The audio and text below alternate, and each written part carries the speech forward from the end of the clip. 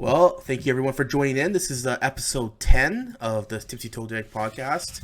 As usual, it's Cam, TK, and Clayton here, ready to give you guys some new topics for today. So, I guess what we've been planning for this week for this podcast was to start off with, since it's fantasy hockey going around right now for everyone doing their drafts, we figured we would go through our top 24 picks as well as some top goalies and possible breakout players and also possible players who could do poorly or have a regression type of season. But yeah, welcome back, boys. How's everything going with you, Clayton and Trent? Pretty good. I'm excited to kind of see some preseason hockey going on here, and also doing our fantasy hockey drafts. It's something I always looked forward to every year. I did one already, but I have kind of our two big main leagues. I know that you guys are in as well. I guess you're not in fan tracks anymore, or are you, Cam? No, I did not enjoy that type of. Yeah, I did. That team was crap. I also didn't like the layout fan tracks. The app was terrible, and I just didn't. Yeah, yeah. It's good because fan tracks has lots of customization, but Yahoo's just, I don't know. It has a better look to it. It's just easier to use. Yeah, the interface is nice and it's super user friendly. I'm pumped for the drafts too. We just got to coordinate when we're going to do them here. It's like trying to herd cattle, it seems like. But everybody's find that time where everyone's available. It's crazy with the 12-man league. But yeah, I'm pumped for that. Preseason game looks like puck drop in 4 minutes here. Should be good to see kind of how the lines are going to jive today. I think a lot of players have a lot to prove. So that should be sick. We got some NFL going here. So it's just a fun time. It's sports kicking off. And yeah, definitely. Fantasy everything's going well in the TK house. You got hockey, football, you got your dogs. Yeah, just everything. Hostile all time. Yeah, yeah. Hostile fiance if your Packers lose. Yeah, they're up 10-0 right now, so that's good. Let's hope Jimmy G doesn't show up here tonight, but we'll see. But yeah, I agree. I did one of my first drafts last week on Thursday, and that was it's a non-keeper league, 8 people, but it went pretty good. Few picks there I could have done better, but I'm looking forward to this draft coming up on Saturday. I believe we're doing it, maybe Sunday or Friday. I'm not sure. I think it's in either case. Yeah, I'm looking for that one just to see what we kind of get going on there. But yeah, as mentioned at the beginning, we are gonna go through top 24 picks. Majority of people usually have a 12-team fantasy league. I think that's usually the common ground there, and so we're basing our picks off here for the top 24 based on the 12-team fantasy league. That's head to head. So we're going to start off by just going through each of our first 6, and then the next 6 and so forth to 24 is all done. But I think there should be might be some surprising picks between us three. It depends because we all have different mindsets when it comes to their players and stuff like that. So we'll see how it goes. But I guess let's start us off, Clayton. Who are your first 6? Yeah, well, maybe I'll just say kind of what we think of the standard league. I think would be goals, assists, penalties, shots on goal, power play points, and hits. I think is kind of what we've been thinking is kind of. Well, I guess standard. Yeah, I think we're saying standard probably doesn't have blocks, so that's kind of how fair. Yeah. I made this list. So in the leagues most of the leagues that I'm in, we include blocks. In one of them, we have face-offs as well. So just keep that in mind when you're listening to this, because I'm. In these rankings, at least for I think myself and Trent, we're not including some of those other categories. It's just the base ones. But no question, Connor McDavid goes first. That's not a surprise. I got Nathan McKinnon next, and that might not be a surprise either. I think lots of people would take him second. Draisaitl third. And then I think where things might change a little bit between us is I got Brad Marchand here at 4, and then Brady Kachuk at 5, and Austin Matthews at 6. That is different. Yeah. What made you go with Brad Marchand and actually even Brady Kachuk over Matthews? Well, I was thinking of kind of going just subjectively, but I actually ended up taking last year's stats. So it's not like a perfect system, but I made a weighting, and it's all based relative to what the value of a goal is. So I said, just for example, I said power play points were, 115% of what a goal is.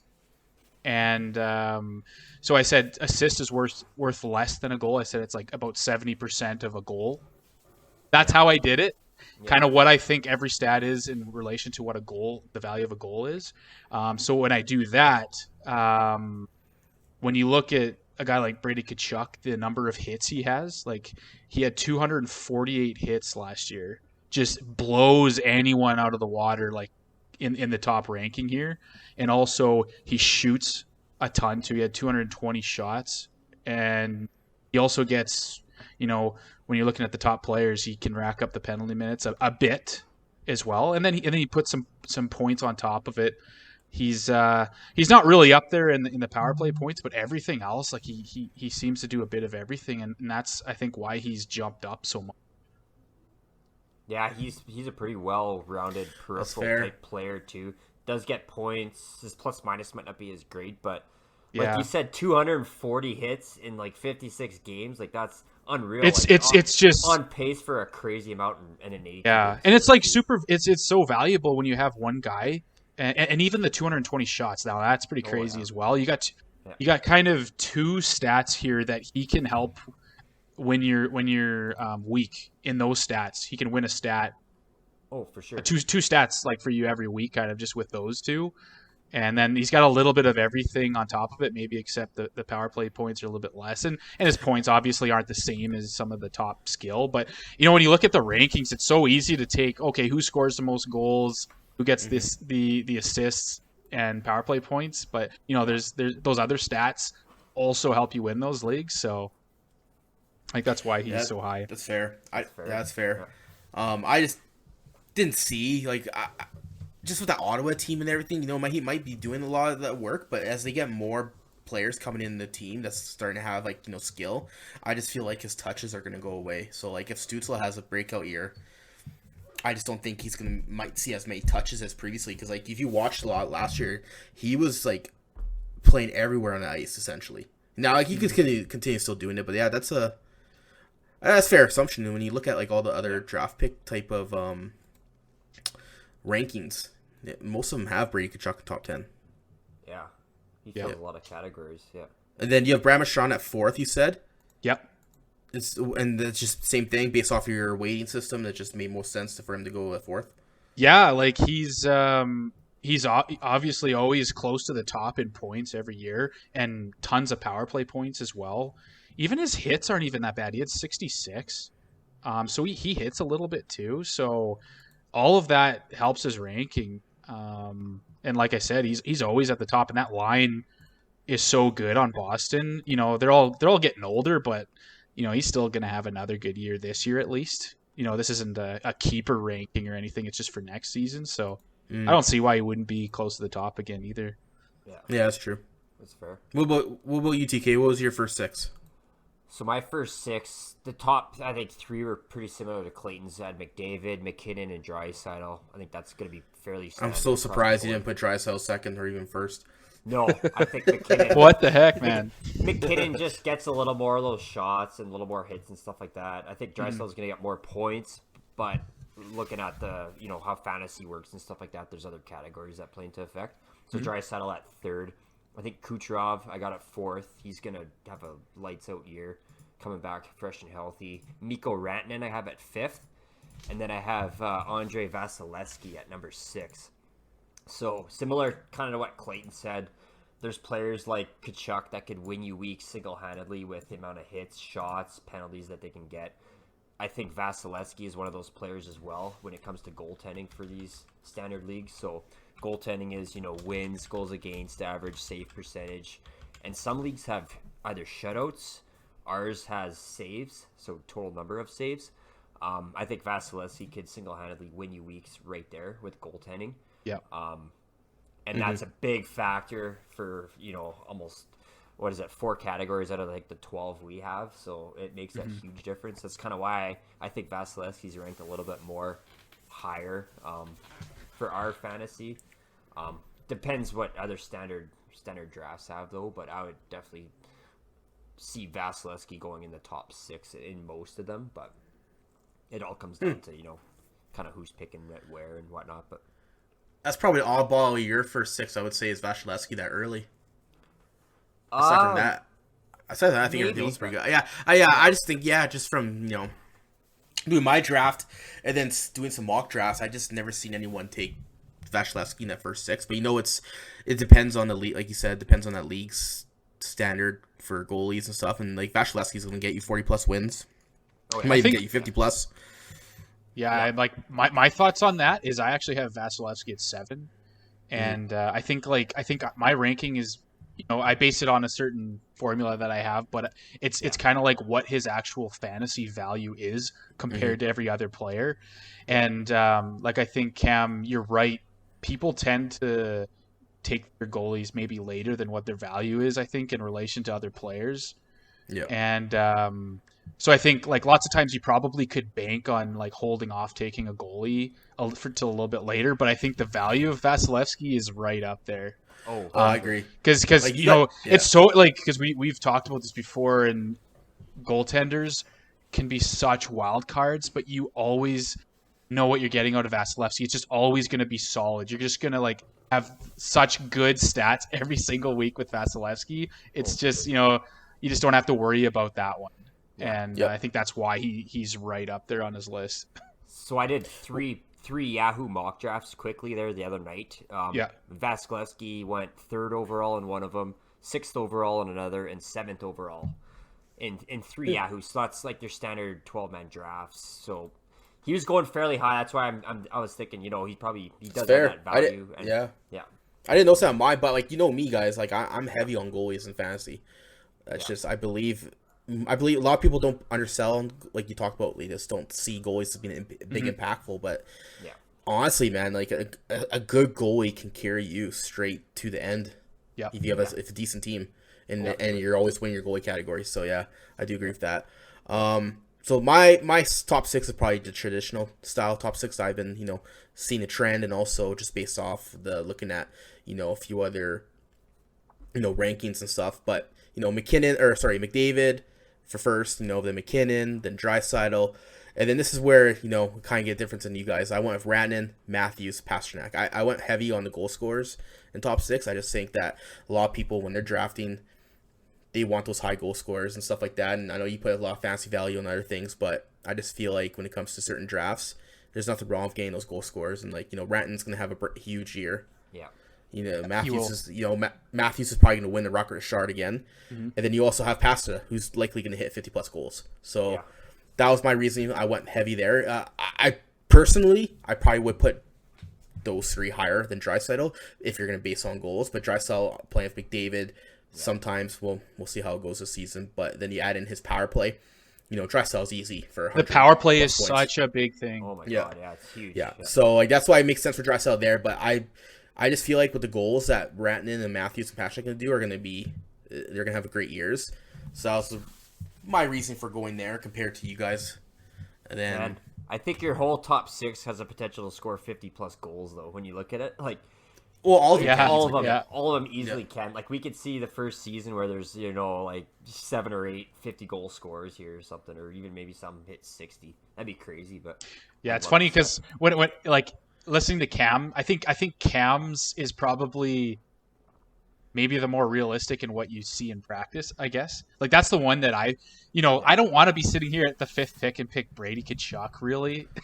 I know that he's valuable in the back of my head, but I probably want to draft him later. But, just looking, the way that I did my numbers, it just says he's 5th. But if I actually was in the draft, I just don't know if I could pick him that high. Well, it's funny because in the draft I did on Thursday last week, someone took Brady Kachuk at 3rd. I think he took him over Draisaitl. I got to look at this real quick. 3rd. He took him early, and it threw me off. But going off of what you're saying, and also going off what lost stats and ranking, and not stats, sorry, rankings have been having him at. It makes sense. I get it.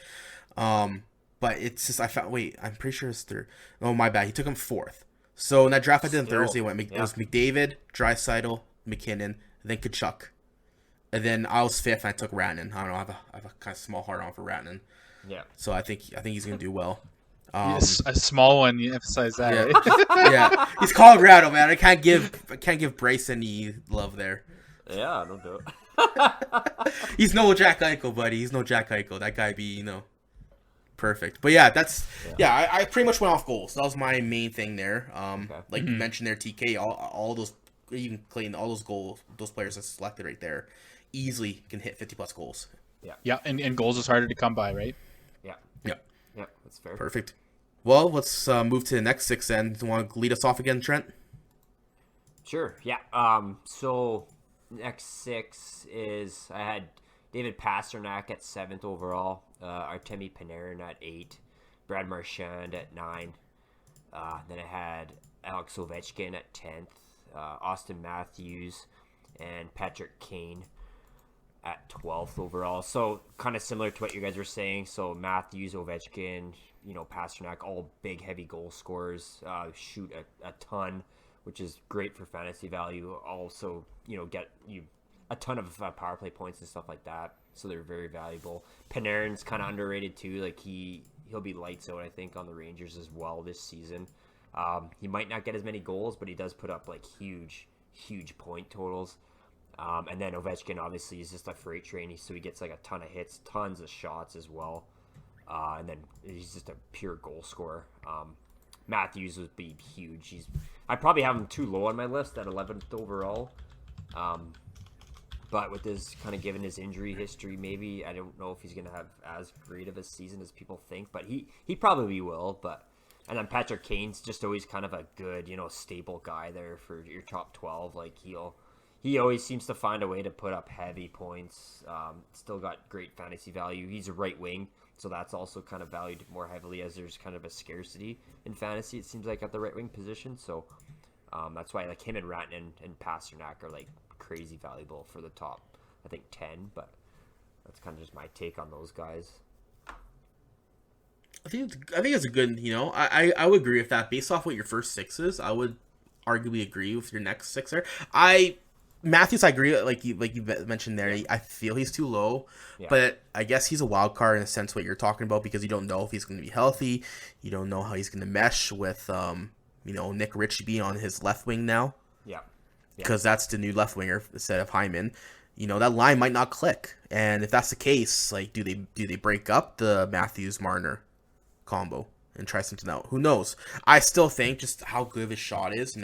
He had wrist surgery. So did he have wrist surgery or was he rehab? I can't remember. I think it was wrist surgery, right? I thought he had wrist surgery on it. Yeah. So I think if he comes back 100% healthy from that wrist surgery, he might not have no impact like last year. So you might actually see him might push 60+ goals. He might. Yeah, that's true too. Yeah, that's fair enough. So I think out of those picks, I would say Matthews probably is an odd one there, but I get it. It makes sense. Like it depends what kind of value he brings. Because if Matthews isn't scoring, and then he doesn't really hit, he does shoot a lot, which is amazing. He shoots a lot.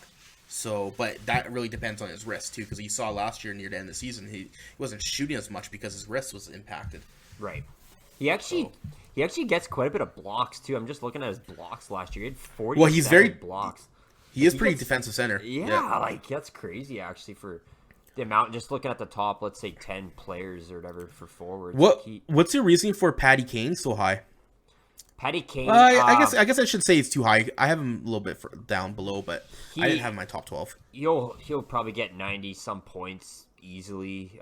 He doesn't get many peripherals at all, but he does get a lot of that power play time in Chicago. I think Chicago is going to be a little bit better this year as well, so his power play numbers will go up. He was negative last year. I think he was -7 or something. I think this year's going to be. He gets a ton of shots. He had 191 shots in whatever 56 games he played. Plus he was at 66 points, I think, in whatever 56, 55 he played. So he's well over a point per game. So he's consistent. The right wing. That's true. He is consistent. Yeah, that's true. Yeah, he'll always get you, points every week that you need. Let's say for fantasy or whatever. Like if you need like 2 assists on a Sunday and you have Kane in your lineup, like you're pretty much guaranteed he's gonna put those numbers up. So he's just a staple player still. He hasn't really declined yet, so he's always a good pick, I think, in your top 15, I guess, if we want to call it top 15. Yeah. What about you, Clayton? At number seven, I did say this, but Andre Vasilevskiy, that's my first goalie picked. And number 8 would be Mikko Rantanen. 9, Ovechkin. 10, Barkov. 11, Kucherov. And 12, Panarin. I think, like, Kucherov, like, my gut feeling is that he should be higher than that. But, I'm sticking close to what I kind of projected here. I don't think there's really any surprises in there. Nope. That I do like. We already had the discussion on the goalies. I think that's just his value compared to other players and the value a goalie has. I think one thing to keep in mind though is in leagues that have shutouts, like. My suggestion is never have a league that has shutouts. It's just ridiculous. Oh, I know. It's a waste of a stat. Use saves instead. But maybe I wouldn't draft as high if it was just 3 categories. Maybe I'd want a player instead. But I think if it's 4, which it should be with the saves, I think Vasilevskiy at least have an argument to be up that high.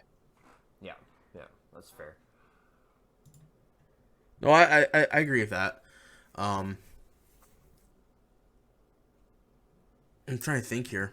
I'm trying to think if I was like, based off what you have there, Barkov, Kucherov. Barkov's like I feel like he gets ranked higher than he should. I kind of feel the same way too, but he's like he had 58 points last year in 50 games. Yeah. And he top line. And let's look at his stats here. Power play, 19 power 37. Yeah, well, I guess we're not even looking at blocks really. That's not he had really a lot of consideration. Blocks, a lot of blocks too. Very positive player. Like always goes positive. My suggestion for people drafting is don't draft on plus minus. I don't even take it into consideration. Yeah, that's true. Yeah, that's true. No, I agree with that. So look at mine. Same process. I did make a couple changes, but I like next 7 is like, I did have Brady Kachuk there, and then Barkov, Kucherov, Ovechkin, Marchand, Vasilevskiy. I went heavy again on the goals and the points players that can get you those goals. I just feel like that's just a necessity when it comes to your first, top 12 in your I guess first round in the fantasy league, based off players that can get you goals, players that can also if they're going to be impactful players that will, if they don't get you the goal, they'll get you the assists at least, or power play point and whatnot. But Brady Kachuk, I hope he signs his contract, because if he does, which he should before the season starts, that he's going to dominate, especially with a younger group there and more skilled players are coming in. And then the biggest question, the thing I had the really tough time was deciding between is if Ovechkin should be in my top 12. I just think, because I was actually going to put, Panarin where Ovechkin was at 10th, but I was like, you know what? I think Ovechkin signed a new contract. He clearly signed that contract explicitly to tackle the all-time goal scoring leader. There's nothing else that he He got his cup. I firmly believe that's what he wants to get next, and because of that, I think we're going to have a rejuvenated Ovechkin, and he's just going to absolutely destroy this season and probably get like 55 goals, maybe even more. I just think he's going to have a dominant season, so I feel like, if you're looking in your top 10, you should definitely consider Ovechkin, depending on where you're at and who's available. Yeah, and it's not like he even really declined much. No, I think he's still, firing on all cylinders. He still has that wicked one-timer. Still seems to have the passion for the game, and like you said, going for the goal record to beat Weiner there. I think he's a driven guy for the last. He's up there. What is he? 36 this year, but. Yeah. Is he 36 this year? He's 35. I think he's 36. What? He's getting old, yeah. And he has a couple hundred. He has a couple hundred goals to go. Oh my god, he is 36. He just turned 30. Yeah. Dude, this is the guy I grew up watching. You know how old I feel now? I know, hey? Holy shit. That is crazy, man. Yeah, I don't care, man. 36 or not, that dude's scoring 50. I'm gonna go put some money on Bet365 and just throw $10 on I'm it. so happy though that like him and Crosby have been so like, well, Crosby had early health problems, Dominant. but that they're so dominant for so long. Yeah. It's awesome. Yeah. Even Patty Kane, man, like you mentioned, Patty Yeah. Kane's like 32 or 33. Oh yeah, 33. 32 currently, I guess. Yeah, so like even him, man, you know, like everyone when he first got drafted, no one expected Patty Kane to be this good. He's kind of he had that McKinnon path, you know, where in the first few years it was like 70 points, 60 points, and then all of a sudden it just clicked, and the dude broke out and got 100 plus points the one season. Yeah, kind of like McKinnon there, because like, well, he was kind of wasn't he kind of hovering around a like he kind of could get up to a point per game type thing, and then all of a sudden he hit another level, and he's been pretty much there. Yeah, he's one like he did have that one good year. His third year in NHL with 88 points, but then like after that he's just like typical point per game player. All of a sudden in 15-16, when I think some rules got changed around, and he was like what 28 then or 26. How old was he then? 26, and he just broke out. And that's kind of similar points, to McKinnon, because like look at McKinnon's first few seasons in the league. Same thing. Everyone thought been in this season is this his 9th season already or something for? It's kind of crazy because he McKinnon McKinnon didn't break out until 17-18. Man, look at it. He had 63 points, then 38, then 52, then 53. Like the year look McDavid had 100 points in 16-17, and McKinnon had 53 points in 82 games played. And then all of a sudden, the next season, and 7 points. And that's why it's people kind of forget that when they talk about his contract. They always argue that he took such a huge discount, like a team discount. He really didn't. No, he wasn't elite at that point. No, when he signed a contract, he wasn't elite, and he had 2 years at one season at $6 million. Then he broke out, but still, at the time he signed the contract, like it's crazy to see it pass on these players. But yeah, like that's kind of where I have it right there. I've put you guys had Vasilevskiy early. Yeah, I put him at 12th. I just think if you're looking at top 12, you could go Vasilevskiy early if you want, but I feel like get him at 12th or 13th.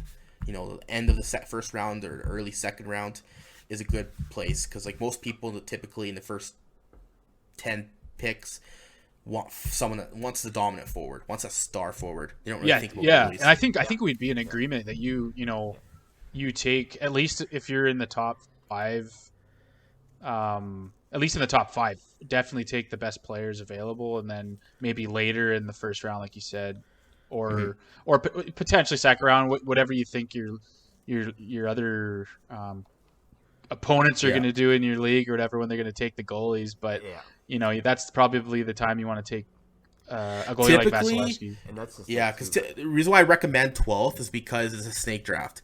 So if you're the last pick in a 12-team league and there's no goalies taken, you 100% take a goalie in that 12th or 13th, whichever spot, doesn't matter, because you have snake draft.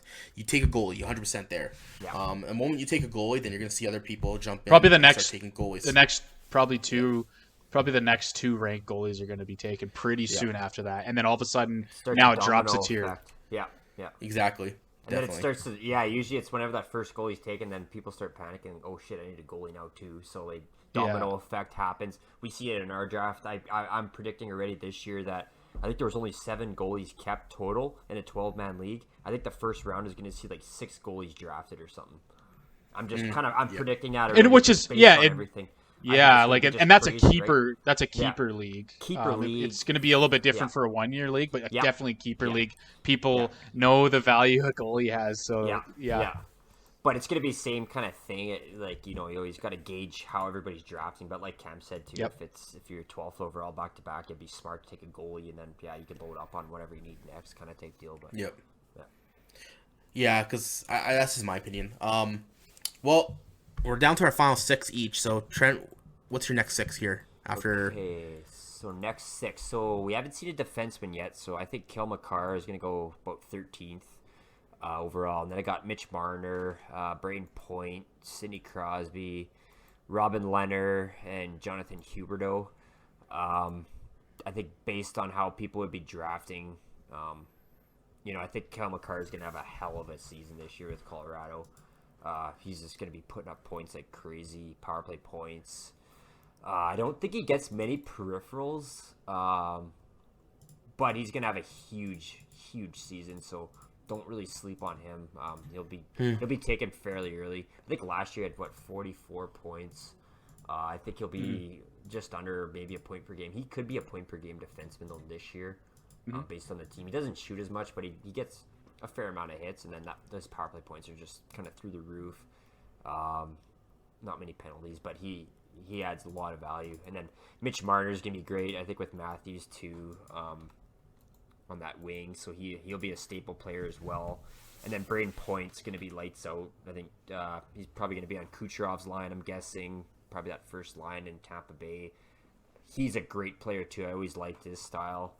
And then Crosby is just, you can't kind of bet against Crosby, right? He's going to put up a huge amount of points. Leonard's just another really good goalie, I think, this year.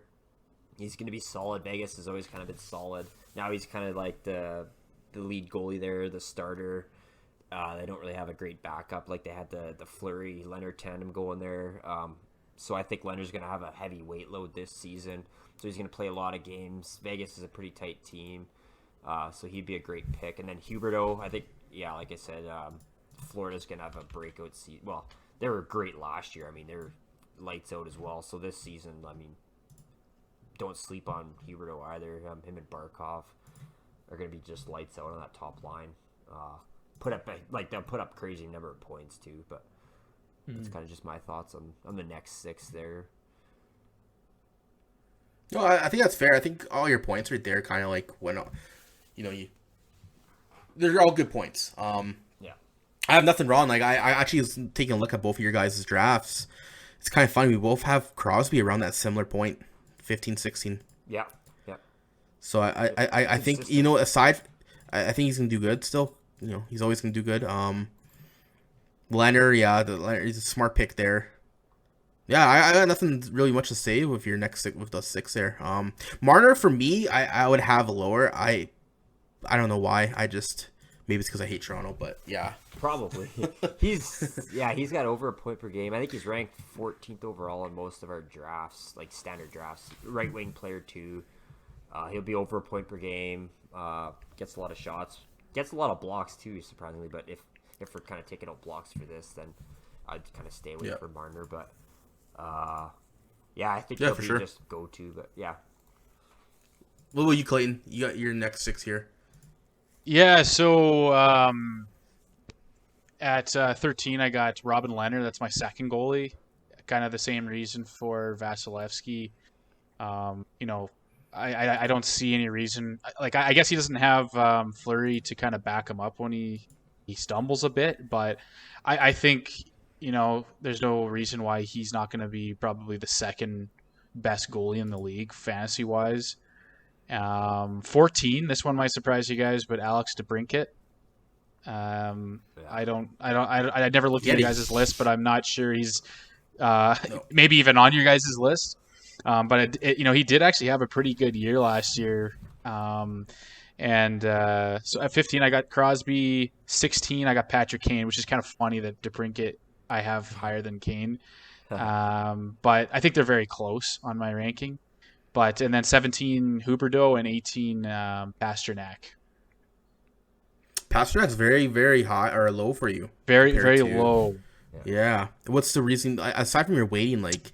Do you have any justification really to put him there? Like I know you're waiting, but I actually wanted to stick mostly to the ranking that I did that's have. Fair. And just what jumps out to me here is his power play points aren't really elite. Like he had 14, and when I'm looking at some of our players above that, like even on our top, like McDavid had 37, McKinnon 25, Draisaitl 33, Marchand 25, but then Pasternak had 14. I'm not sure why he was lower. So that comes into play. He doesn't get that due to his injury? Because wasn't he injured a little bit last season? I think he was missed a few. He played 48 games. So he missed 6 games then. 8. Or 8, sorry. Yeah. Yeah, and doesn't really hit at all. No penalty minutes. So I think probably that just hurt him a little bit more than some of the players that I had above him. And then that's fair. That's fair. Yeah, that's fair. Yeah, and then I just wanted to take a look at DeBrincat too, because he is very high on here. I guess he had 56 points in 52 games. He had 32 goals, which is pretty crazy. And he had 70 hits. That's probably like a big reason why he was up higher than that. I didn't realize he hit a bit too. So he kind of seems like he gets a little bit of everything. He had 19, so it's not like that's a lot more than Pastrnak, but it is a little bit more for the power play points as well. I like that you're sticking to your list, because like I'm like, if I had your weighting your system and I went with based off that, I would struggle so hard putting Pastrnak at 18th. I just like know I understand from a weighting standpoint, but it's so hard to physically put him there when I know what you mean. Yep. When you have Marchand and then you have Taylor Hall now, and you still have Bergeron, and you're gonna have a better McAvoy. Boston's also in that rut right now where they want to win another cup before some of these players retire. Or start dwindling down. So like it's tough, but like no. You know who I'm almost hesitant of putting on this list in the top 24 is Crosby. That is true. That's fair. Because he's going to be hurt to start the season. I would be a little bit hesitant on maybe drafting him that high. Yeah. I never factored in his injury, but yeah, that's fair. Yeah. Well, they're saying he should be back like late October, early November. Yeah, he might miss like a week or two, maybe, or 10 days. Yeah. So however many games they play in those first kind of 10 days off the stretch, but I'm not. Yeah, maybe I'd bump him down maybe a little bit, but he's Crosby though still too, so he's got that X factor. Yeah. So my next 6, I went with Panarin, Patty Kane, Stamkos, Crosby, Aho, and then Huberdeau. So I think Panarin's just like, if you look at like from New York Rangers standpoint, they're gonna have Lafreniere in his second season, who's going to definitely do better than last year for his rookie year. Panarin's going to come back. He's going to have no more Russian roulette type of shit over his head that affected him last season. You're going to have Zibanejad. That team just looks... plus you have Adam Fox and a few other players in the D that can really push the puck. And so I just think Panarin's just going to have a great year. I think we're going to see him hit 40-plus goals, have 100-plus points, and, he doesn't really get much peripherals, but I think at 13, he's a great spot there. Like you guys mentioned, Patty Kane, he's just consistent, he's good, so I have him at 14th. I just think, like, Jonathan Toews being back, a really good DeBrincat. They're gonna have now Seth Jones coming in. I think they're really gonna have a really good season of points wise. Yeah. The next pick I have Stamkos. Now this is probably something that you guys didn't have. Like that's what I was thinking. Later. Yeah. I want Stamkos because I think he's finally gonna have a healthy season. He hasn't really been healthy the last few years, but now if you read all the reports and stuff, he's coming in. He should have like a fairly healthy season that might see him do better and actually play as where he should be. So that's fair. He's always a point per game player. He's a goal scorer. I like my goal scorers in the top 24, so I went with Stamkos there. I just think I feel like he's gonna play a full season. I think he's gonna hit 40+ goals. And play on, and it doesn't hurt playing alongside Braden Point or even Kucherov there. Mm-hmm. And plus it's Tampa Bay, man. So that's I always like Stamkos, so I hope he has a good year, and especially all the injuries he's had in the past. Yeah. And then I have Crosby at 16, which is funny because you guys had him at 16 as well, or I think Clayton was 15. And I was 16. Yep. Yeah. Yeah. So like it's just funny. It's funny how I weighed him there when you have your own weighting system. So I like that. Seems like calling you. Yeah. The next one, this is a tough one. So before I made this adjustment, I originally had Robin Leonard at 17, but I really like Sebastian Ajo, and he's getting better every single year. So I think because he's getting better, and you add in the fact that Svechnikov is getting better, you have you're gonna have a healthy Teravainen now. Yep. And then you're gonna have their D is suspect. They lose Dougie Hamilton, which sucks. Yeah. But I think it opens doors for a few other players like Brady Skay. I think it's how you pronounce it, right? Skay or Shea maybe. Brady Skay. Yeah. Well, anyways, I feel like that's gonna really. I think Aho is just gonna have a great season, so I have him there. And then the next one's Huberdeau. There's nothing wrong with Huberdeau. Florida's going to get better. They have Reinhardt now. They have Sam Bennett, who's actually looks like playing top 6 type of role. You got Barkov. They're getting older. They're getting better. I think Huberdeau, we're going to see a big season from him. along with Barkov. Yeah. So if you actually look at that, it looks like I had him at 18. You had him at 17, Clayton. Yep. And then you had him at 18 as well there, Trent. So I guess we're all kind of similar in terms of Huberdeau, which is I like that. Pretty consistent with Huberdeau. Yeah. He's Johnny Hub, so he's good. Yep. Definitely. Now we're into our final 6 of the top 24 picks. And so lead us off again, Trent. Finish us off. Yeah, so this one, I started off with Victor Hedman at 19th, Barkov at 20th, Connor Hellebuck at 21st, Aho 22nd, Mika Zibanejad I have at 23rd overall, and then Darcy Kemper. So Hedman, going back to defense, he's just going to be elite, I think, again for Tampa. He always has been. I think he's still going to have a solid year. I don't really know what his stats were last year, but he's still that top, I want to say 5 elite defensemen in the NHL. He always provides you everything you kind of need, so I wouldn't sleep on him. And then Barkov, like you mentioned, Cammy's going to put up huge numbers, I think, to him and Huberdeau. So that can't go wrong with him there. Maybe a little bit late for Barkov, but it shouldn't be too bad. And then Connor Hellebuck, going back to goaltending, like this is my 4th goalie actually I have in the top 24. So it might be a little bit heavy, but Helly is definitely top 5 in the NHL. He's kind of that staple goalie like Cam. I know you've had him for a few years now. He always will win you stats if you need for the week and stuff like that. So he's just kind of a staple goaltender. Sebastian Ajo, kind of similar to Cam, your points in your last 6 there. He's going to have an elite year, I think. Carolina is going to be great. He had great numbers last year. He's like over a point per game type player. And then I have Mika Zibanejad there at 23rd. So I think the Rangers are going to have just a hell of a year. Last year they kind of stumbled out the gates. It seemed like it took a while for the Rangers to find their groove. I think this year they're going to have all kinds of chemistry. If you look at their lineup, like they're deep and they got weapons left, right, and center. I know Zibanejad's quite the goal scorer. I think he had 50 points last year, 24 goals, quite a bit of shots actually too, and a fuckload of hits and blocks. So if you're kind of in one of those type of leagues, he'll provide you with everything you kind of need. He's a center only type player, but that New York team's gonna, I think, have some firepower offensively. Mm-hmm. And then Darcy Kemper too for Colorado. You look at their roster, so probably going to be a great goalie. I always liked him in Arizona. I actually always tried to draft him fantasy wise back when he was in Arizona.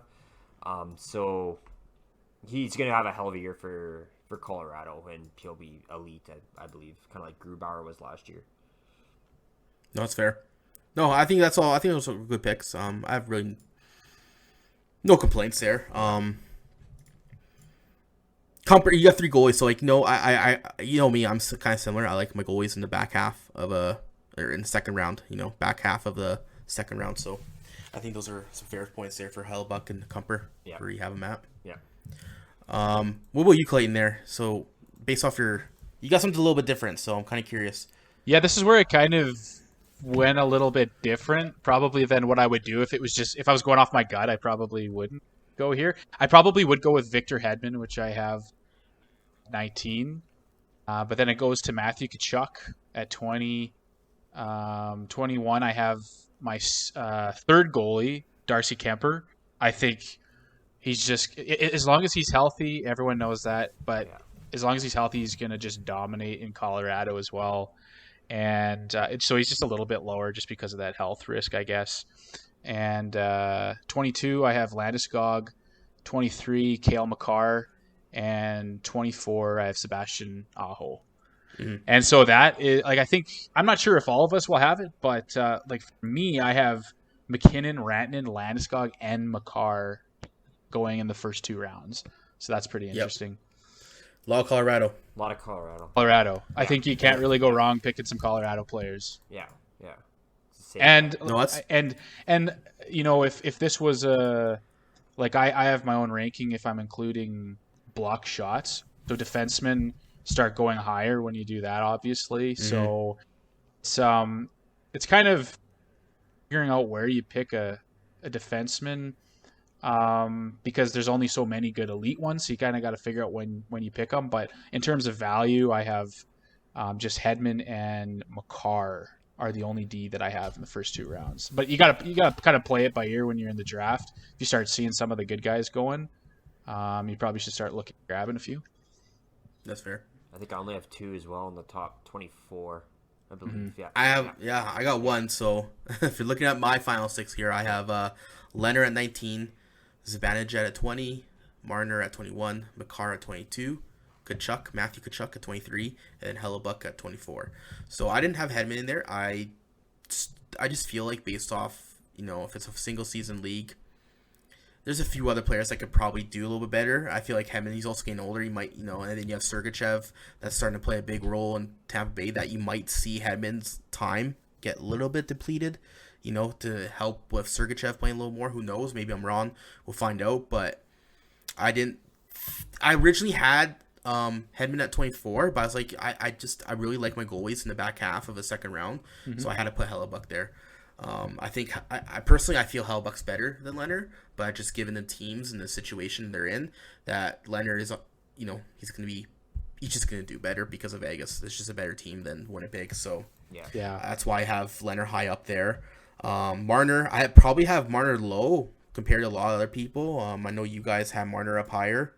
I didn't even have him on my list, actually. Yeah, which is true. You did have him on your list, but Trent had him higher. 14, a lot of people, a lot of people have him higher. I just think without, Marner is good, but I just don't see a lot in him that's justified to be a top 20 type of draft pick, in my opinion.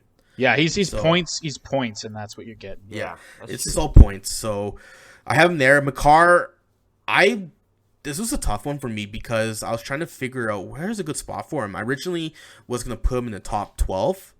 Top 12, the top 18. I was going to probably put him in around there, but I was like, well, that's just really low for me. And I'm not a big guy. I'm not, personally, when it comes to me drafting, I don't like taking any D in the first 24 if it's a one team or a single season league. I'm not a big fan of taking any D in the top 24, but you cannot go wrong with Makar. TK's points there in regards that Makar could literally be a point per game defenseman. Yeah. If he stays healthy. So for sure. You're basically drafting a forward for free kind of thing. The next one, which is probably different than the few you guys, is Matthew Kachuk. I think you didn't even have him. Yeah, you didn't have him, Trent. I didn't have any of the Kachuk brothers. I probably should have I that, but, I had Matthew Kachuk at 23 there, just because I think with the line that he plays on in Calgary with Johnny Gaudreau and Monahan. Actually, he might be playing with Elias Lindholm now, but I think he's going to have a great season. He hits a lot, gets a lot of penalties, he gets a lot of points, power play, he plays power play minutes, all that stuff. I think because Johnny Gaudreau might have a better season than previous years because it's his final year for contract. Yeah, that might help in terms of Kachuk getting more points. So I think just because the fact that Kachuk might get more points with his peripherals, I think he's a good spot there at 23. Yeah. And then Hellebuck, like I mentioned before, I have him there. I just like my goalies in back half. So that's pretty much it for each of our top 24 picks, first 2 rounds in the 12-team fantasy league, our single season one. I think we're kind of similar a lot of points there. I like that what you did there, Clayton, in terms of going with a weighting system. Aside from that, do you guys have any is there anything big between our drafts that you think was kind of different, or I guess not traditional? I don't think there's anything that really stood out for any of us. I think anyone that we picked probably fit in right where they should. The hardest part is knowing when to grab your goalies and your defensemen, I think. Yeah. And that's there's I think Cam, you're on the right track there. I think probably if you want to grab Vasilevskiy, you can grab in late in the first round probably, but probably late in the first round. But I think if you want to get that good goalie, maybe aim for the second round, because as soon as someone grabs those good goalies, there's going to be the top tiers are going to be gone pretty quick. Yeah. Chain reaction. Yeah. There's a domino effect. Yeah, that's definitely true.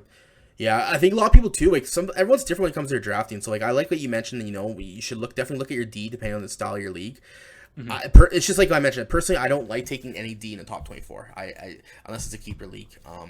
Yeah, it's just very hard because you don't know if the D is actually gonna have a great year or not. And you could be, you know, we're all thinking McCarr might have an amazing season, but who knows? The kid could get injured again. He could have regressed. You know, maybe he just doesn't do as well as last year, or 2 years ago. Who knows, right? Anything's possible. But I think McCarr, out of all the D-men, probably has the highest percentage to get the most points in the season. I know Barry last year led the NHL in points and everything, but I don't see that happening again with Barry.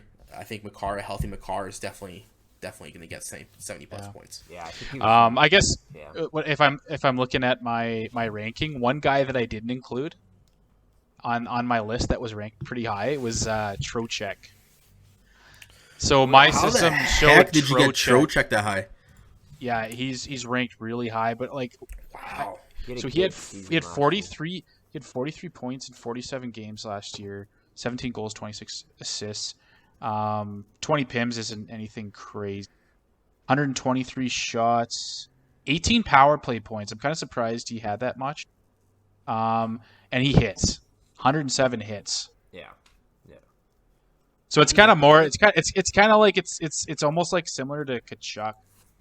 In a way, if I'm kind of comparing the two, kind of just pretty balanced. It's you know, some of those players maybe they're not quite a point per game player, but they dominate in some of those. You know, maybe they hit a ton and get a few more penalties than the rest, and it bumps them right back up to some of these guys that score at a point per game pace. Mm-hmm. So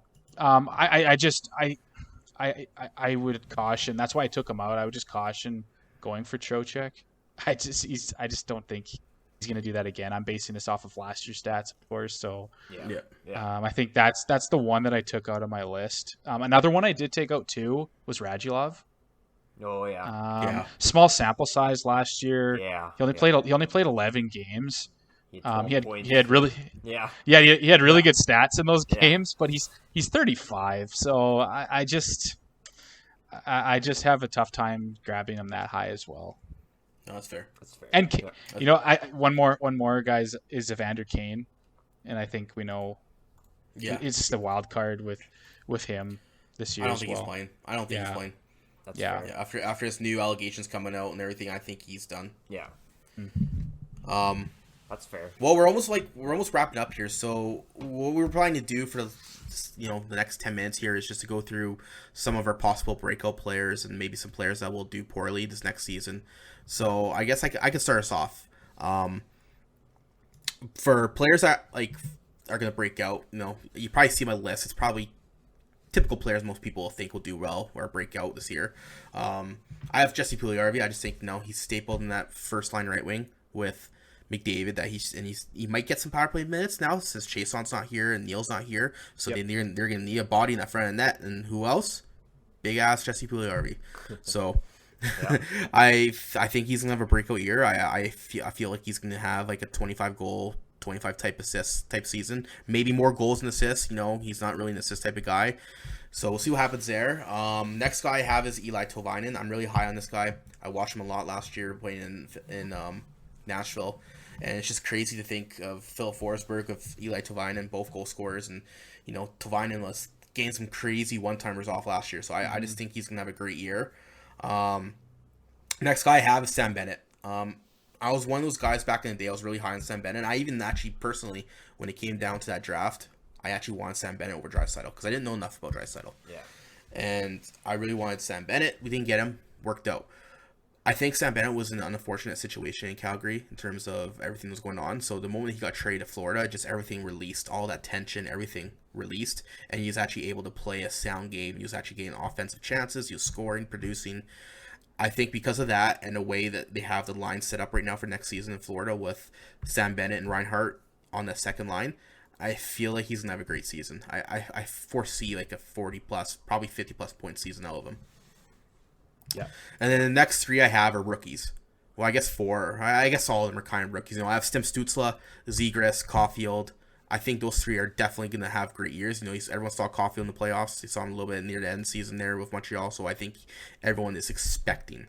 So it's not really a breakout player per se that's like underrated. I think everyone's expecting him to have a great season, and I think he will. Regress, I think if Dallas Eakins is willing to give him some leash or no leash or whatever in Anaheim to allow him to play his game, they're a team that's coming out of their rebuild or in their rebuild still. So I think they should allow Zegras to play the game that he wants to play to help him get the confidence, and I think he's gonna have a great season because of that. Stützle, I think I'm really high. I remember last year, Clayton, in one of your drafts, I told you to take Stützle. I can't remember if that was Fantrax or not. I think. Yeah. I like this guy. I think he's just going to be a dominant player playing alongside Brady Kachuk. Then they have Shabbat there, so I think he's going to have a great season. The next two I have is Spencer Knight. I think because Florida, they don't have Drieger anymore, and then they have Bobrovsky, who's absolutely shit. So I think Spencer Knight's going to start slowly taking over more starts in Florida and have a great season. I think he's going to probably play about 30 to 40 games. And then my final guy is Lafreniere. Everyone knows about Lafreniere, first overall. Didn't have a great season. That's typical. Not every first overall is going to have a dominant first season. I think because now he has his full, half a season, 50-some games of experience in NHL. A healthy Panarin, no more... And plus, no more shit going on in the locker room with Tony DeAngelo and all this stuff. I think we're going to see a Lafreniere breakout. That's fair. Yeah. When I'm looking at my list compared to yours, great analysis, by the way. You're really good at that. but I have pretty similar players. Like, I have Tovinen as my top guy here because I've held on to him in our Fantrax league. I had him because we have like a minor league system too where you can hold your players. I've had him there for so long waiting for him to break out, and he started to do that last year. And I agree him on that top line. I think he's going to do really well. He's really going to explode this year. And I am excited for what Zegras can do. There's just untapped offense of potential in that guy. It's going to kind of be, I don't know what it's going to be like on that Anaheim team because it's a bit dead with offense there and some older players, but we'll see what happens. I think he's going to be an exciting player to watch. And then two guys here, Lafreniere and Capo Caco. I think those guys are ready to kind of take over at some point. And so curious what ends up happening with those guys. Spencer Knight. I really think he's going to start to take the reins there, and he's going to be their goalie, and he's so skilled. And Florida's a great team. That could be a guy, a pretty good sleeper pick for some people. I'm not sure what his average draft pick is in some of these picks. Maybe Trent would know better, very but high. Very, very high. Okay, so people already know that. So maybe it's not quite maybe it's not unexpected, but will still be a breakout player. I'm interested what Sam Reinhardt's gonna do coming over to Florida, and he's a super skilled player. He was kind of in a bad situation and did pretty decent there. He was kind of like the one player that was doing pretty good there, and now he's on Florida. I don't know where he's gonna play, but I'm curious what he's gonna do. They have this him year. Pegged on the second line of Sam Bennett, so they're kind of creating that dynamic duel. You have Barkov and Huberdeau, and they have now Sam Bennett and Reinhardt. Yeah, that's it. I think at worst, because I agree with you, I think at worst he's gonna do similar to what he did in Buffalo. Yeah, I think that's the minimum. Exactly. Yeah. And Cole Caulfield as well. I think he's gonna make a big jump. Didn't have a lot of games, but he played in the playoffs. Really good player for Montreal, and I think he's gonna make that other jump this year. He's gonna have a full season for the first time for Montreal Canadiens. And I'm not I'm not really high on the Canadiens' chance to make playoffs this year, but I think he's gonna have a good year. And then our boy JP, Jesse Puljujärvi, gotta have him on my list. That big goon, like we're talking, unbelievable forechecker. Pisses people off, doesn't realize why, but he's been boxing in the off season, so he's ready to take on. Who fought him that one time or started punching him from Vancouver?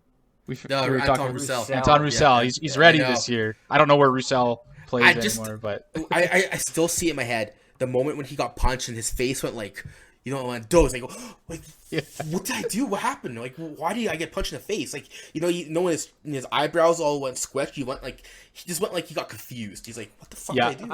Yeah. And one that you brought up, Cam, when we were talking earlier, Rupe Hintz. And this guy, I'm actually really interested in him now. And I'm looking at his stats from last year. So he was over a point per game on Dallas. And like the guy hits a little bit too. He was producing on the power play last year, and he's only going to produce more this year. And still pretty young. Like, and if he's on the top line now, like Sagan's back. Sagan's back is exactly. I think this is a guy that people should watch. I'm looking at his average draft placement I'm looking at Fantrax here, but it was kind of 87th overall, and I think he could do a lot better than even in a standard league. So I think that's an interesting one as well. So it's about round 8. That's pretty good. Yeah, that's solid. That's good. What will you, TK? So looking at mine, quite a bit of similar players we have on here. So Spencer Knight, I think he's gonna, like I said, like you guys have been alluding to, kind of take over that starting position this year in Florida. Who knows what Bob's gonna do to start out? They're saying I think Quinville said he's gonna be the starter to go to start this season, but I think that's gonna change quickly. We see Knight in the playoffs last year. I think he won the one game that they actually won in playoffs there. Like, he's got flashes of brilliance, so he's super young. Like, I think he's going to play 40 games, probably at least half of the season. So he's been getting drafted fairly early in fantasy drafts. If we're talking about rounds, he'd be about round 5 to round 6, I believe he's going. Average draft position, around, the 70s, let's say. So fairly early, actually. So, he could be a really great pick. He might fall as well because people might not know about him yet, but I think he's going to be one of those up and rising rookies who could have a potential breakout season here this year. Another one of those type of goalies could be Jeremy Swayman as well. So we've seen Tuukka Rask. He's probably going to be out the first half of the season, I would think, and he still hasn't signed yet in Boston. Boston did pick up Ullmark for their starting position. We all know, he's pretty injury prone, but he could put up great numbers. But I think if not, like, you could see Jeremy Swayman come in and steal a lot of those starts. Like, I know last year he had quite a bit of starts, and his stats were off the charts. Like, he had really great numbers. And if you look at Boston's, their core and stuff, like we said, they could have one final push kind of for a cup this year with their aging core and stuff like that. They got a really deep roster. And I think that, he could have a great season if he plays, given how Ullmark's going to play. I think Ullmark could be a really great pick, too, this year. He might go earlier, too, as well. But it all depends on where goalies are kind of going and kind of how your 12-man draft, let's say, kind of how they draft and stuff like that, and kind of get the feel for that. Another breakout player, I think, Taylor Hall. I think he had like maybe 30-some points last year. It wasn't that great. I think this year, being on Boston again and re-signing and stuff with some chemistry, I think he's going to have over 80 points. He might even touch 90 points this year, I think. Like, he could have a breakout season, let's say, or a bounce-back season, I guess we could put it. So I think Taylor Hall could be another one that kind of falls through the cracks in fantasy drafts if he's not kept. Then I have Alex Lafreniere there. I think he's going to have a great season as well for the Rangers. He's going to bounce back. Last year, he kind of had a rough go at it. And then Cole Caulfield, like you guys said, with Montreal. He had brilliance in the playoffs. I think this season is going to have a lot of, it's going to be a lot of positive talk, but he's going to have, high bars, but I think he's going to fulfill that for Montreal, and he's going to put up great numbers for them. So he's going to be an up and rising stock. And then my next pick is Tony DeAngelo. You kind of mentioned Cam to the Rangers locker room and stuff like that. So he went to Carolina, I think, on a 1-year contract there. He was great in Rangers, but I question this. Yeah, I question this as a breakout player because isn't he unvaccinated? Isn't he unvaccinated? Didn't Carolina send him down to AHL in order to have 100% vaccination, or is that just shit I was reading? Like he's vaccinated. Because like if he's unvaccinated, that's going to impact him a lot coming to Canada. Oh, for sure. Yeah, I don't actually know if he was or not. I just thought like, given his potential that he had, like in the Rangers, they have him on his roster right now, bottom pairing or third pairing with Ian Cole, but who knows? I'm not aware if he's vaccinated. I haven't been following everybody's vaccinations and stuff like that. It'd be interesting, I guess, to see, but he could have a break. That was your one job. Yeah. Just kidding. Yeah. Like, come on. We have to track, all their fantasy. We got to track injuries. Now we got to track, vaccine combination. Yeah. One dose, 2 dose, exactly. Booster shots, everything. It just adds a layer to fantasy. So, but I think if he plays a lot, he'll have a really good season again. He was lights out in New York before last year, where he had a lot of drama and stuff like that unfolding and whatnot. So he could be one of those players to kind of watch for. He'll go late in drafts if he even gets drafted, depending on how deep these drafts go. Jesse Puljujarvi's gonna have a great season. I think everybody expects he's gonna really just start lights out. Probably 25 to 30 goals. Might not put up as much assists, but he's gonna have a really good breakout year. And then I also have Sam Reinhardt in here as well. Florida's gonna be deep. Reinhardt's gonna be huge. I think he's probably happy. Got saved. He's out of Buffalo now, so I think he's actually penciled in top line with Barkov and Verhaeghe actually. So that could be an interesting line. We'll kind of see where he ends up, but like you said, he could even put him with Bennett and stuff like that too. So I think Florida is gonna have a hell of a year again. Reinhardt, yeah, he has that potential too. Like that was a pretty great draft too. Looking back, like he could put up some crazy numbers this year. So I think he's gonna have a good breakout season. No, that's fair. Yeah. One guy that I'm just thinking about now is Tavares. Like I wonder if people are drafting him a lot lower than they should this year. I'm not exactly sure what is where he's getting picked up, but like he was 64 points, 76 points, 63 points, and then last year he got hurt for most of the season. Yeah. Because his rank is probably skewed now. He probably will drop a little bit later. I feel like there's going to be a few players you're going to see drop a little bit that probably should be higher. Yeah. I think it's just the nature of the business, Yeah.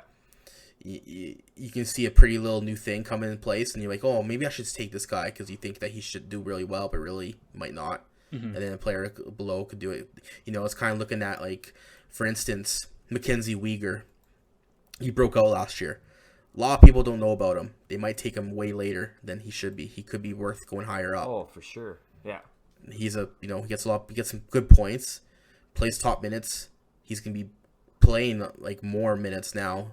They trust him a lot in Florida, and he also gets a lot of peripheral. So I think that's a guy definitely that could be taken earlier, but likely will drop, kind of like the Tavares. A lot of people might not know him that well.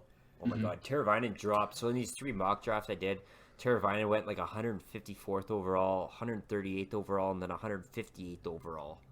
So that's really late. Yeah, like crazy late in these drafts. And he's a dual winner. Something to think about. Yeah, something to really definitely something to think about. So that's crazy.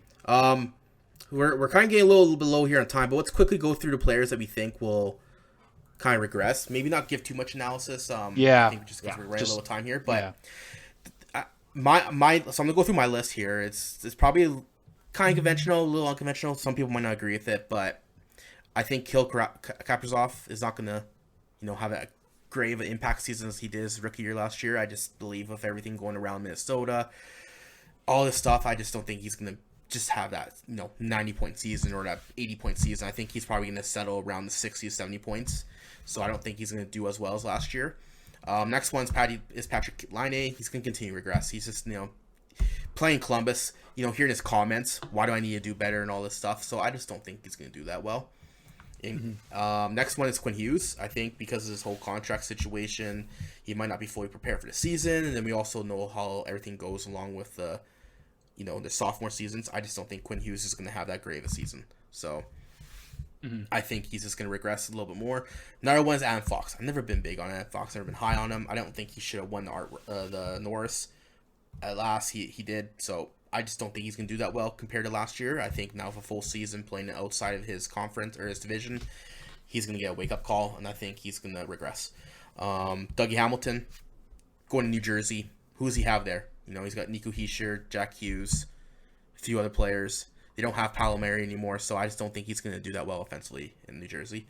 Mm-hmm. And the last one, which probably a lot of people won't agree with, is John Tavares. I just don't think this guy's aging. He doesn't have the speed of the game. Sure, he thinks really well. I just don't see him hitting that point-per-game player anymore. I think this is a year we actually see him get under 70 points in the full season. It's a pretty good list. Yeah. Who would be you, Clayton? I don't have a very big list here, but a few names that kind of came to mind. I guess the first one I'll say is Patrick Laine, just like you. I think he just kind of seems to have a bad attitude. I don't think he fits. Just doesn't seem like he fits in with that team. I know that things have changed, but I just don't see that being a place that he does well. I just don't have high hopes for him, so I would advise people just to kind of stay away from him. Another guy that I think he's a good player and he's an important player, but if we're thinking fantasy wise, don't go Quinn Hughes high. Like, he's not that great fantasy-wise. Yeah. Like, he gets some assists and maybe gets some power play points, but he doesn't get anything else. He's actually not that fantasy good, so don't be drafting him in your early rounds, in my opinion. And another one is Brent Burns. That guy always gets drafted so high, and he's not the same guy he was. Like, he dominated the league for a number of years, but he's just not the same guy, so another guy that I would just say stay away from in those earlier rounds. There's definitely way better younger players to pick.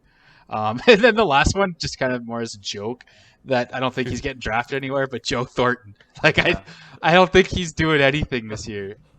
He's getting older. I think he's gonna strain his groin or something, and you play half the games maybe at best. So. That's fair enough. That's funny.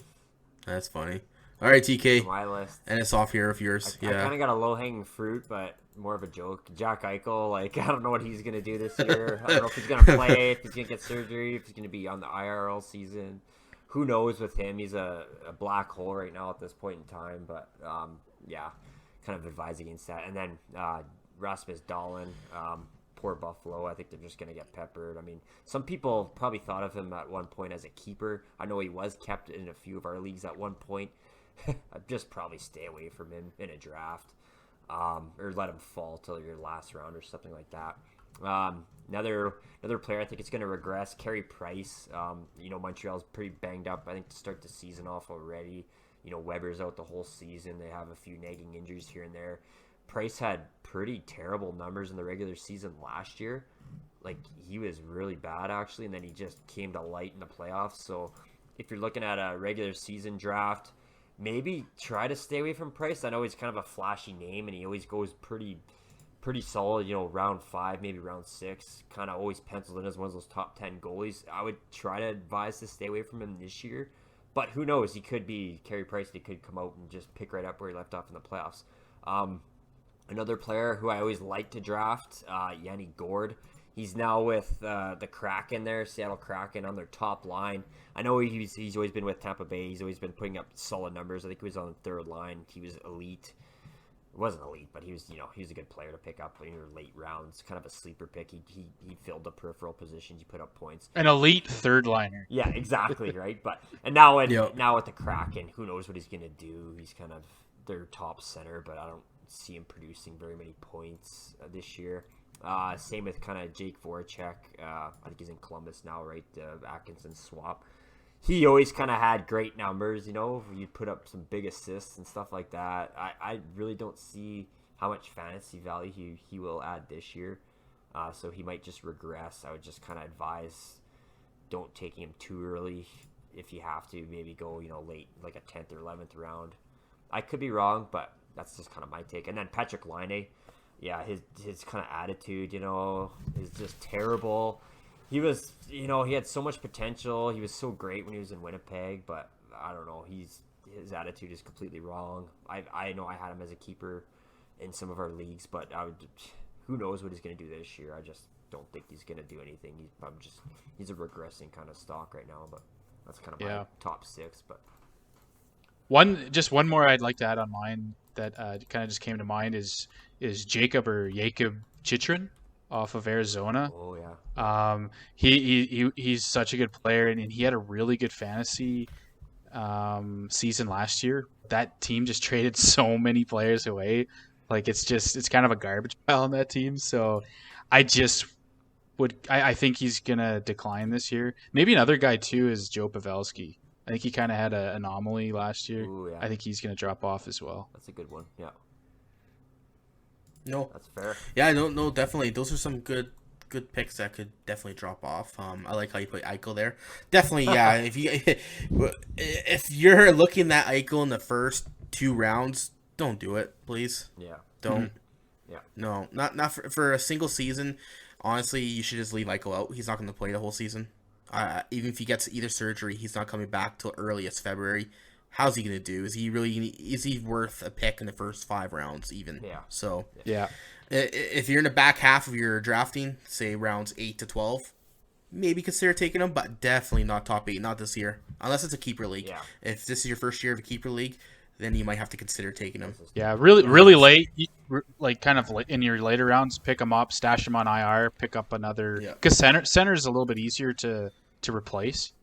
So maybe a little bit later, you could stash him on your IR and you're easily replaceable. And if he comes back, then you got your, you got a kind of a backup plan that can help you in the playoff push. Yeah. But yeah, don't draft him early at all. Yeah, definitely.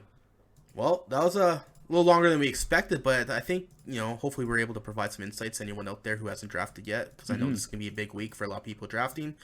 So if there's anything out there that, any picks of ours or that you don't agree with or you do agree with and stuff, just let us know. We look forward to the next podcast, which we should be doing later this week.